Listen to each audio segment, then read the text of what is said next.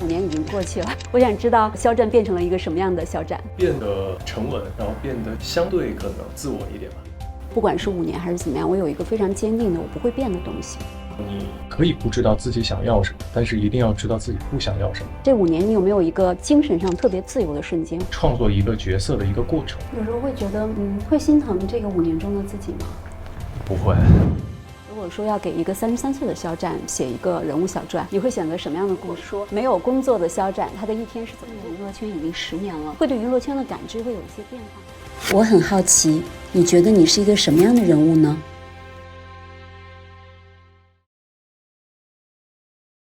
好，那个肖战，我们其实2019年的时候拍了一个封面，然后那个视频里的话，我们也拍了一个5年为期的视频。那个视频里面最后一句话说：“你说期待下一个5年，肖战会变成什么样子？”现在5年已经过去了，我想知道这个肖战变成了一个什么样的肖战？刚在拍摄的过程当中，然后他们让我看了一下5年前的那个采访，哇！然后当时我看到结尾啊，我觉得很神奇。5年那个时候觉得5年很长。那个时候觉得我也不知道我5年之后会在哪儿，然后以及我会变成什么样子。结果5年转眼间就过了，我觉得好像变了，又好像没有变。对，好像一切都发生了细微的变化，但是实际上好像又没有发生什么变化。很奇妙的一种感觉，无法用变与不变这种词语或者是语句，然后去描绘它。那5年其实还是会有很多成长嘛？我其实想知道，就是你觉得自己最大的一个成长是什么？我觉得变得沉稳，然后变得相对自我一点吧。相对自我一点，这个自我是指什么呢？因为我一直觉得自我跟自由这个词，我觉得它是一个很中性的词。以前的自己的话，会考虑到方方面面。对，就像我之前在采访里面也说，我很在意别人对我的看法，我很在意别人对我的意见。但是可能这5年一路慢慢走过来，我觉得更多的是自己会问自己，然后自己对自己的意见。你会有一种坚持，说我其实不管是5年还是怎么样，我有一个非常坚定的我不会变的东西吗？当然会有。是什么呢？我记得我之前好像说过吧，我记得是一位朋友跟我说过，你可以不知道自己想要什么，但是一定要知道自己不想要什么。觉得这个是一直没有变的。对。不想要什么呢？不想要的东西很多。能举个例子吗？比如说一些华而不实的东西，或者是一些对于我来说我觉得不适合我的东西。对，因为我其实看到就是你现在的话也有蛮多转变的，一个就是现在开始健身了，是吗？对，然后这5年其实我想知道，就是这5年的话，对自己的身体的控制是不是有一些什么样的改变，或者是对身体的感知有一些什么样的改变？其实一直是有在健身的，只是这个健身对于以前来说，可能更多追求的是形瘦一点，所以以前有氧做的很多，但是现在呢，其实更多的是稳，更加的沉稳，所以更多的是做了一些力量型的训练。因为我会觉得有的时候其实时间的流逝也意味着我们长大甚至变老，所以你有的时候会突然发现对身体的控制或者自己的精力有一点点的和以前不太一样吗？就好比我刚刚看那个5年前的采访的视频，然后在刚刚回化妆间看到镜子里面的自己，会觉得现在好像是那个时候的一个 Plus 版。是变宽版还是变窄版？我也说不好，不知道是哪儿发生了一些细微的变化，可能是外貌，然后可能是身材，可能是状态，方方面面吧，就感觉镜子里面的自己是刚刚我看到视频里自己的一个 Plus 版。对。那如果说心态上面的话，我觉得那更是发生了很多变化了。因为其实我们都会说，可能那个5年我们刚才提到了身体，我想知道这5年你有没有一个精神上特别自由的瞬间？精神上？对，精神上最自由的一个瞬间。其实我觉得我相对自由跟相对放松的一个时间段是在剧组的时候。反而是在剧组的时候。我不觉得它好像是一件工作，我是觉得是在创作一个作品，创作一个人物，创作一个角色的一个过程。所以我反而很投入，所以可能会觉得说相对自由吧。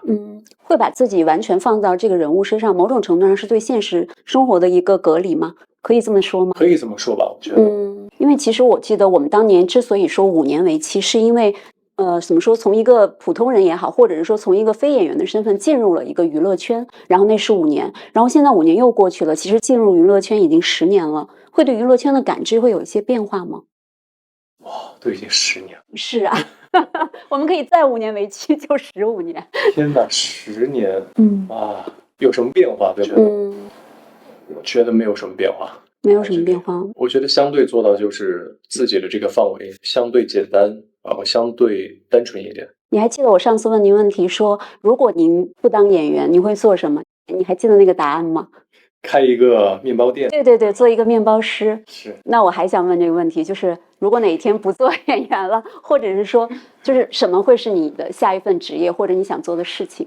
可能我还是会开一个面包店。开一个面包店，虽然可能会遇到很多实操上面的问题，但是还是挺想，因为我觉得那是一件很幸福的事情。然后，如果说到现在33岁的肖战，有没有一个特别，就是比如说所谓的崩溃时刻，或者是一个后悔的瞬间？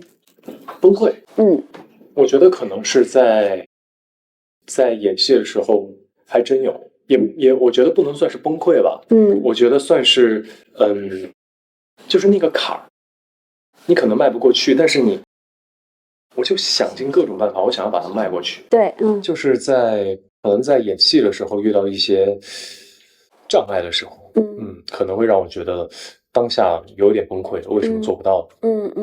就是那个坎儿始终迈不过去的时候，是一个有一点点会让我觉得很崩溃。那会有一个所谓的妥协时刻吗？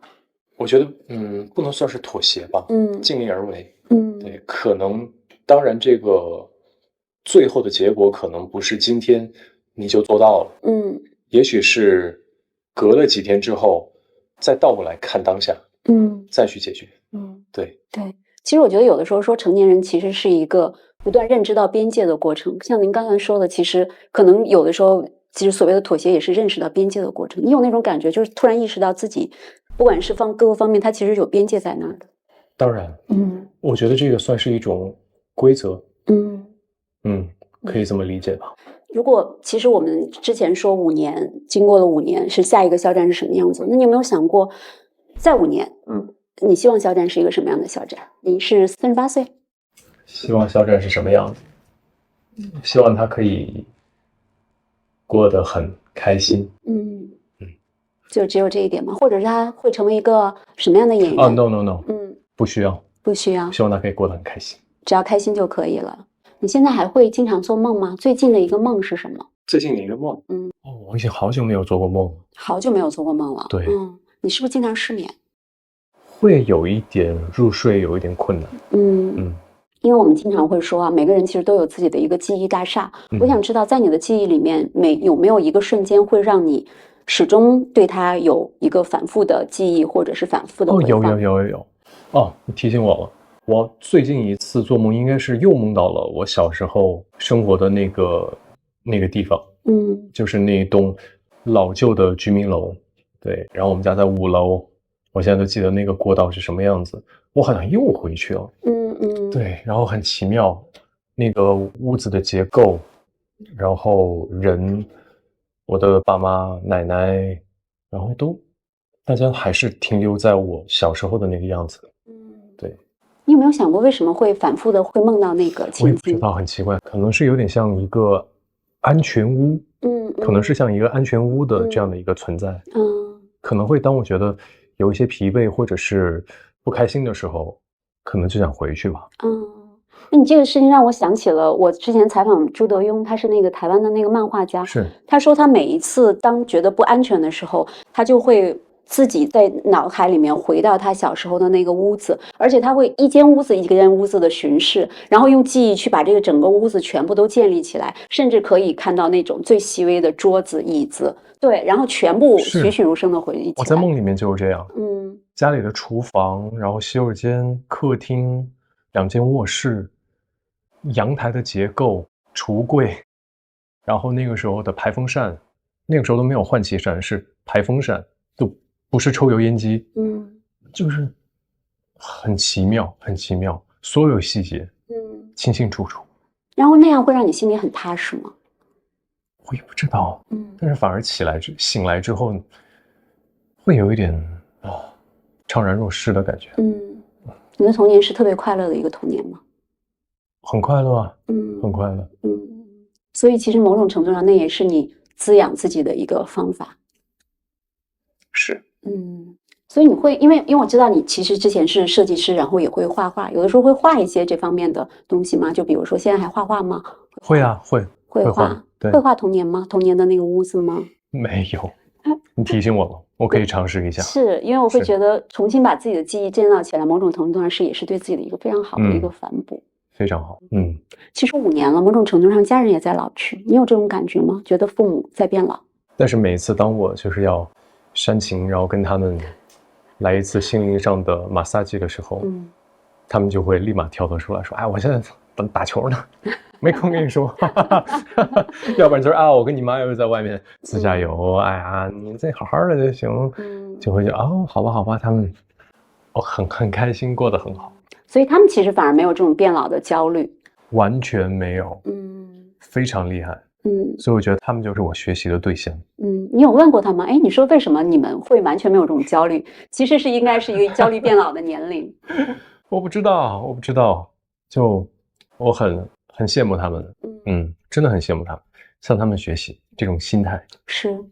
因为刚才也问了我们的摄影师，就因为他这5年和您接触也很多，他会觉得您现在安全感或者是说您松弛感其实是一点一点说，尤其是今年。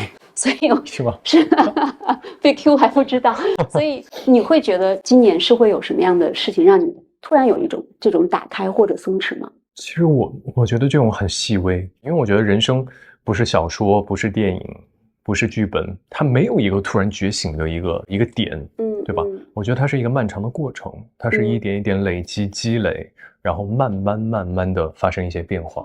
所以你要问我到底是从哪一刻开始，我还真的不知道。对，但是我只能感觉到自己好像现在没有那么的在乎，可能就会好一点。我记得我当时问你肖战，你幸福吗？你说不能说幸福，但我很幸运。很幸运。现在也是这么觉得自己很幸运。现在很幸运，然后也很幸福。是一个完满的5年。我觉得如果5年后说自己幸运也很幸福，这说明其实这5年你走的非常的，怎么说呢？他可能不见得那么顺利，但是他非常的你走到了自己的路上。还是顺利一点吧，好不好？希望后5年顺利一点，好吗？对，就像我每年都会，大家会问我说，哎，新的一年你有什么样的祝福要送给自己，或者是送给喜欢你的人？那我就还是会说顺顺利利、健健康康。对，大家会觉得顺顺利利、健健康康是这么简单。你仔细一想，它根本不简单，它是一个愿望。对，它是一个祝福。是。所以2025年，如果你想对大家说的话，还是这句话吗？顺顺利利，健健康康。对，我觉得顺利了，健康了，那其他的就自然而然就会来了。好的，行，我没有什么其他的问题了。我现在就期待我们还有下一个5年之约。当然。行，谢谢大家。谢谢。辛苦。你最大的恐惧是什么？最大的恐惧，无法做到。所以你会有不安全感吗？那我可能是没有安全感。想过自己没有安全感的原因吗？我觉得这个是天生的性格里面带的吧。MBTI， 你做过这个测试？我做过。你是什么？我是 I 开头的。所以你是 I 人。对 ，I 人。你会觉得独处的时候，其实自己是更自在的吗？我觉得会。对你来说，什么是最完美的快乐？最完美的快乐。对，或者最完美的幸福。天哪，哎，就是我刚刚说的，打开回家的房门的那一刻。你选择朋友的标准是什么？舒适，然后以及安全感。最珍贵的财产。你最珍贵。家人，绝对的。到现在为止，你觉得你自己最大的成就是什么？成就。最大的成就，作为我爸妈很骄傲的儿子。自己身上最大一个奢侈品是什么？好抽象。最大的奢侈品，我觉得作为一个演员的话，我觉得我最大的奢侈品是感知力。你觉得自己是一个感知能力特别强的人？相对来说。对自己的外表哪一点不满意？都满意，很满意。有没有一点点相对不满意的地方？我觉得是舒适感大于就是好不好看这个问题。对于我来说，如果有转世这件事情的话，你希望自己变成一个什么样的人或者物品？已经做过人了，那就做物品吧。什么物品呢？一棵树也不错。什么样的树呢？一棵参天大树。最喜欢的季节？夏到秋的那个季节。夏秋之交。最常用的短语或者单词？我可以啊。可以。可以啊。好啊，我可以。